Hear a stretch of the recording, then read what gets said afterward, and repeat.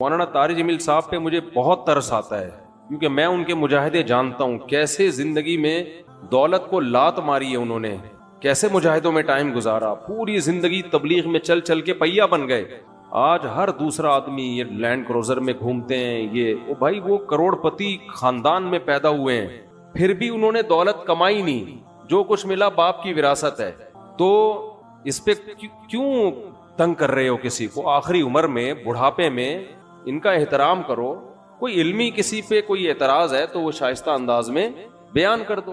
اچھا، آج کل سوشل میڈیا پہ کسی کی رائے کے خلاف کوئی بات کرو تو فوراً یہ پیسے لے رہا ہے، یہ ڈالر لے رہا ہے۔ تو یہ بہت آج کل ایک چل رہا ہے کہ کسی پہ کچھ بھی الزام لگا دو، ڈالر خور، ڈالر لیتے ہیں یہ۔ تو گورنمنٹ پہ کسی پہ کوئی الزام لگانے پر پابندی نہیں ہے، آپ لگا دیں پابندی۔ جی الیہم فلنا، ڈالر اتنا امریکہ بھی فالتو نہیں بیٹھا ہوا، یا حکومت بھی کہ وہ فری پھوکٹ کے ڈالر بانٹتی رہے بیٹھ کے۔ جب بھی کوئی دلیل سے بات کرے نا، اس کا جواب دلیل سے دیا کرو، پروپیگنڈے کا شکار مت ہو۔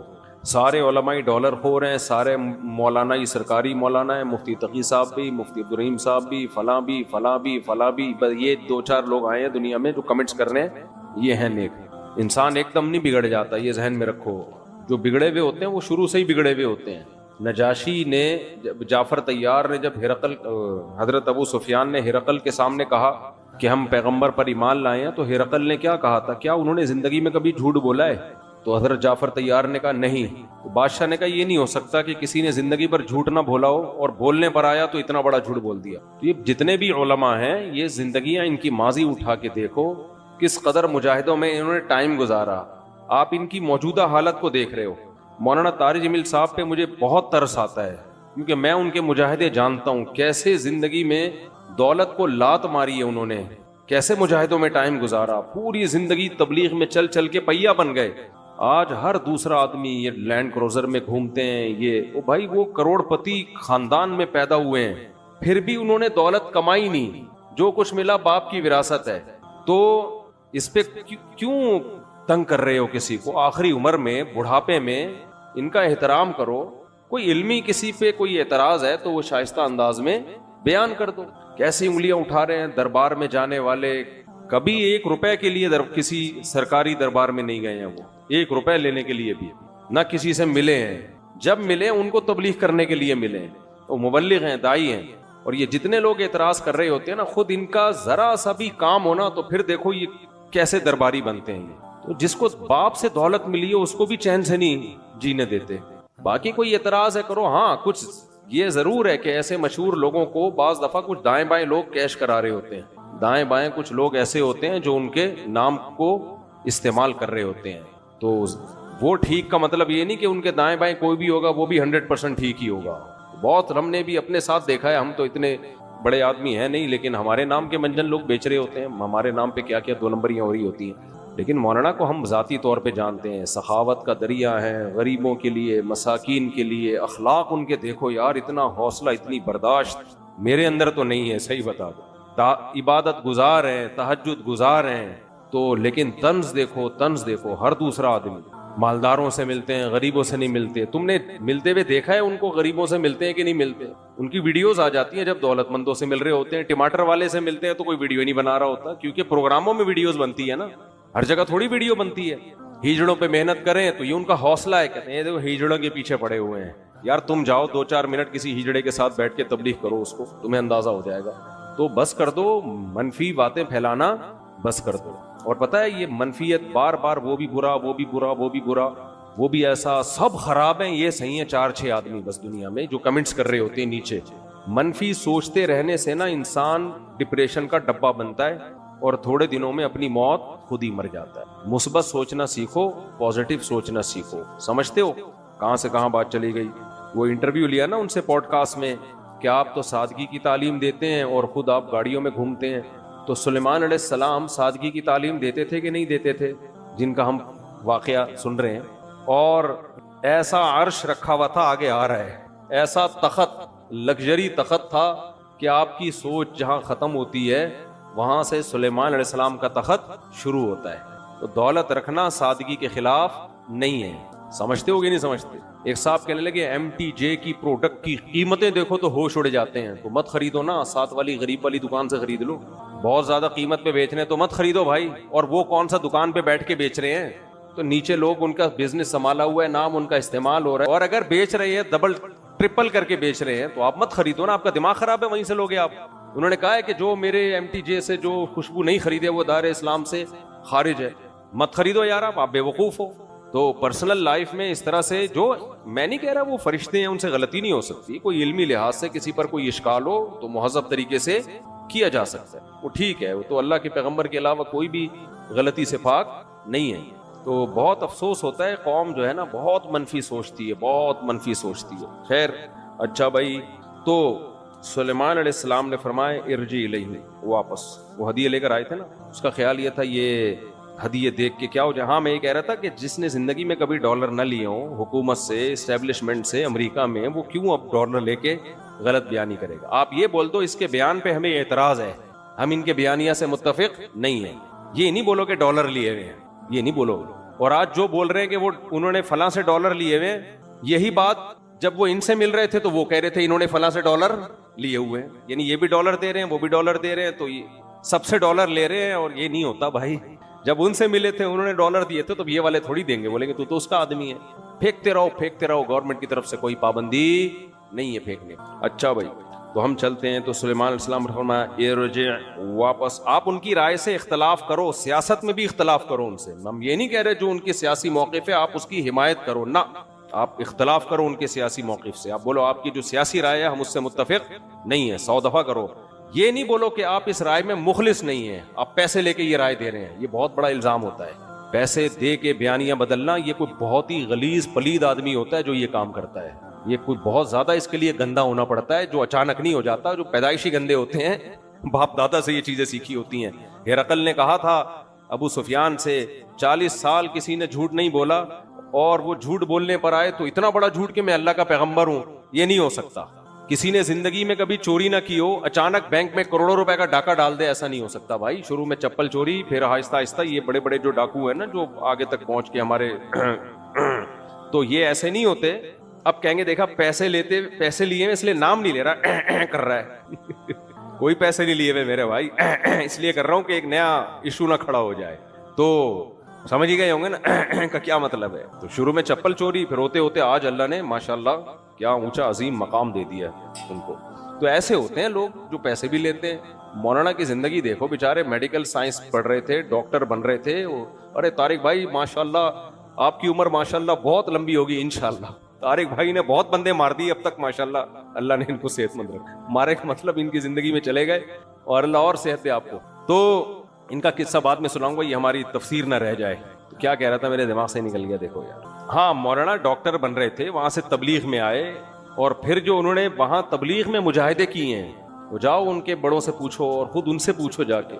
پوری زندگی کہتے ہیں میں سفر کا مجھے شوق ہی نہیں تھا، میں چاہتا تھا مدرسے میں تدریس کروں، بڑوں نے بولا نکلو سفر پہ۔ ایک دفعہ میں نے ان کا بیان سنا، کہہ رہے ساری زندگی سفر کرتے کرتے پہیا بن چکا ہوں میں، ساری زندگی دعوت و تبلیغ میں گزری، تہجد میں، نمازوں میں، عبادت میں، گھنٹوں گھنٹوں دعائیں، یہ تو بند کمرے کی چیزیں ہیں نا۔ تو وہ ڈالر نہیں لیں گے بھائی، ان کی رائے سے اختلاف کرو کہ حضرت آپ کی رائے ٹھیک نہیں ہے، غلط ہے، علمی اختلاف ہے وغیرہ وغیرہ، یہ کہنا کہ وہاں سے پیسے لیے ہیں، وہاں سے پیسے لیے ہیں۔ اسی طرح ان کی رائے کے خلاف اگر کوئی جاتا ہے دوسرا عالم، بعض علماء ان کی رائے کے بالکل 180 ڈگری پر ہیں، کہتے ہیں بالکل غلط کہہ رہے ہیں، ان کی یہ سیاسی رائے ہو یا کوئی بھی، تو وہ بھی پیسے نہیں کھا رہے، ان کی بھی اپنی ایک رائے ہے۔ تو یہ بولو بھائی ان کی رائے سے ہمیں اختلاف ہے یا ان کی رائے سے ہمیں اتفاق ہے۔ یہ جو ہے نا ڈالر اور اسٹیبلشمنٹ اور امریکہ، یہ الزام آسان نہیں ہے، اور جو کمنٹس کر رہے ہوتے ہیں زیادہ تر انہی میں اس طرح کے جراثیم ہوتے ہیں۔ کیوں لیں گے بھائی؟ ہم نے لینے ہوتے تو ہم اس وقت لے لیتے جب ہمیں بہت شدید ضرورت تھی۔ لوگ کہتے ہیں اس وقت آپ مشہور نہیں تھے، ہم بہت پہلے سے مشہور ہیں، کبھی خوشبو لگا کے آؤ ہم بتائیں گے۔ بہت بڑا کراؤڈ ہمارے بیان میں، میرے بیان میں مجھے یاد ایک جمعے کی مسجد میں نے بیان کیا تھا، 1998 کی بات ہے، اتنا کراؤڈ تھا اس میں، 1998 کی بات کر رہا ہوں میں۔ سوشل میڈیا کے آنے سے پہلے بھی ہمارے بیان میں کافی کراؤڈ ہوا کرتا تھا، اور مجھے یاد ہے 2006 میں کسی دعوت پہ میں گیا، علماء بیٹھے ہوئے تھے، سادہ موبائل ہوا کرتے تھے، 1.5 گھنٹے ہم وہاں بیٹھے رہے ہیں, مسلسل کالز آتی رہی ہیں 1.5 گھنٹے کے دوران, پوری دنیا سے لوگ مسائل پوچھ رہے تھے. کوئی وہاں سے فون آتا, اس کا جواب, اس وقت فون اٹھا لیا کرتا تھا, تو وہ بھی علماء حیران ہو رہے تھے, بھائی اس بندے کے پاس 1 سیکنڈ کے لیے فون بند نہیں ہوا ہے, کہاں سے کال آ رہی تھی اس وقت. یہ تو اب میڈیا کا دور تو اب آیا ہے, نیٹ پہ ہم بعد میں گئے, تو ہم نے اس وقت کسی سے پیسے نہیں لیے, اب کیوں ہم پیسے لیں گے. اور اس وقت تو ہم غریب غربا قسم کے آدمی تھے وہ تو, اور اس وقت بھی حالات بہت کچھ گئے آگے, ایسے خراب حالات ہوئے ہیں کہ اس میں بھی الٹا سیدھا بیان دیا جا سکتا تھا امریکہ کو خوش کرنے کے لیے, اسٹیبلشمنٹ کو خوش کرنے کے لیے. تو رائے سے اختلاف ضرور کیا کرو. یہ جو ڈالر کا اور فلانے کا پٹھو ہے, فلانے کے پیسے لے رہا ہے, یہ منجن پڑھے لکھے لوگوں میں نہیں بکتا. اچھا میرے بھائی, ابھی ہمارے کسی جاننے والے کا ایکسیڈنٹ ہو گیا سول ہاسپٹل میں, مجھے فون کر رہے ہیں 2 دن سے کوئی سول میں جاننے والا ہو. میں نے کہا کوئی جاننے والا سول میں نہیں. پھر کہنے جینا میں بتا دو, میں نے کہا نہیں, ہمارے اپنے قریبی رشتے دار ہیں. کہہ رہے ہیں یار آپ تو ایسے ہی اتنے مشہور ہو. میں نے کہا بھائی ہمارے پاس تو کسی کا نمبر نہیں ہے, کوئی جاننے والا نہیں. بیچارے پھر 7-8 لاکھ روپے پرائیویٹ ہاسپٹل میں خرچہ ہوا, ٹانگ ابھی ان کی جڑی ہے, عیادت تک کے لیے نہیں جا سکا 2-3 دن میں, اتنی مصروفیت. پیغام کل بھجوا دیا تھا, جب جڑ جائیں تو بتا دینا, اللہ شفا دے ان. اچھا خیر, جانا چاہیے, رشتے دار ہیں بھائی اور ہیں بھی سسرالی.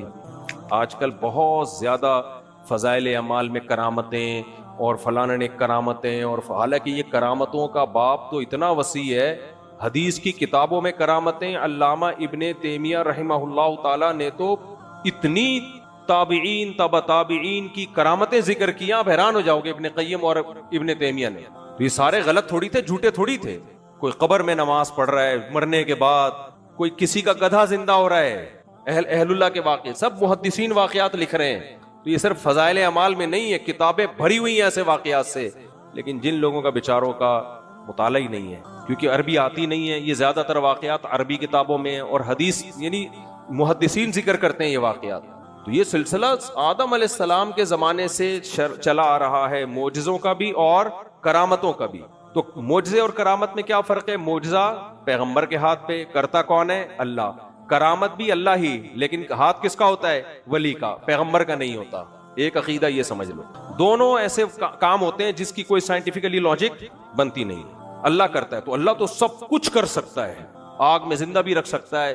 یہ ابراہیم علیہ السلام کا آگ میں زندہ رہنا صرف ان سے ثابت نہیں ہے, بعض اولیاء سے بھی ثابت ہے کہ آگ میں زندہ رہے وہ. مجھے موقع ملا نا تو اس پہ میں ایک کلپ انشاءاللہ ریفرنسز کے ساتھ ریکارڈ کرواؤں گا. یہ تو بہت واقعات ہیں اس طرح کے. تو کرامت اور معجزے میں دونوں کس کی طرف سے ہیں؟ اللہ. لیکن ایک فرق ہے, معجزے کا یقین کرنا ضروری ہے, جو انکار کرے گا کافر, اگر اس معجزے کا ذکر قرآن نے کیا ہے, سمجھ رہے ہیں. اسی طرح وہ کرامت جس کا ذکر قرآن نے کیا ہے, اس کا انکار کرنے سے بھی کیا ہو جائے گا؟ کافر, کیونکہ ثبوت اس کا مستند ہے. اب قرآن نے نبیوں کے معجزے کا بھی ذکر کیا اور ولیوں کی کرامتوں کا بھی قرآن نے ہی ذکر کیا. مثال کے طور پر یہ جو واقعہ ہے, سلیمان علیہ السلام نے کہا کہ ایکم یاتینی بعرشھا قبل ان یاتونی مسلمین, کہ کون ہے اس کا عرش تخت اٹھا کے لے آئے اس کے یہاں پہنچنے سے پہلے. یہ سلیمان علیہ السلام خود نہیں کر رہے, اپنے کسی امتی کے ذمے لگا رہے ہیں, امتی کے ذمے لگا رہے ہیں. تو قرآن کہتا ہے قال عفریت من الجن, ایک جن نے کہا انا آتیک بہ قبل ان تقوم من مقامک. بھائی وہاں اس کا یہاں تک پہنچنا تو دور کی بات, حضرت آپ مجلس برخاست ہوگی اس سے پہلے میں لے آؤں گا یہاں پہ. قرآن کہتا ہے قال الذی عنده علم من الکتاب. ہم کہہ سکتے ہیں بھائی جن تھا نا, وہ جن تو اڑ کے جائے گا, اٹھا کے لے آئے گا, یہ تو کرامت تو نہ ہوئی. تو ایک بزرگ نے کہا جن کو اللہ نے کتاب کا علم یعنی زبور کا علم دیا تھا, انہوں نے کہا انا آتیک بہ قبل ان یرتد الیک طرفک, میں آپ کے پاس لے کر آؤں گا آپ کی پلک جھپکنے سے پہلے. یہ کہا اور تخت حاضر. یہ کیا تھی بھائی؟ یہ سلیمان علیہ السلام کا معجزہ تھا اور اس ولی کی کرامت. یہ سلیمان علیہ السلام کا معجزہ کیوں تھا؟ وجہ علماء نے یہ بیان کی ہے کہ ان ولی کو جو ولایت ملی وہ سلیمان علیہ السلام کی پیروی کی وجہ سے ملی, سلیمان علیہ السلام کو فالو کرنے کی وجہ سے ملی. تو ہر ولی کا معجزہ اس پیغمبر کا, ہر ولی کی کرامت اس پیغمبر کا معجزہ ہوتا ہے جو ولی اس پیغمبر کی امت میں ہے. تو نبی صلی اللہ علیہ وسلم کی امت میں قیامت تک جتنی ولیوں کے ہاتھ پہ کرامتیں ظاہر ہوں گی, اولیاء اللہ کے ہاتھ پہ, یہ ان ولیوں کی کرامتیں ہوں گی, لیکن معجزہ کس کا ہوگا؟ یہ پیغمبر صلی اللہ علیہ وسلم کا، کیونکہ وہ نبی کو فالو کرنے کی وجہ سے اللہ نے ان کے ہاتھ پہ یہ سارے کام کیے ہیں۔ تو یہ جو کرامت ہے نا، اس کا ایمان لانا ضروری ہے، کیونکہ یہ کس کے دربار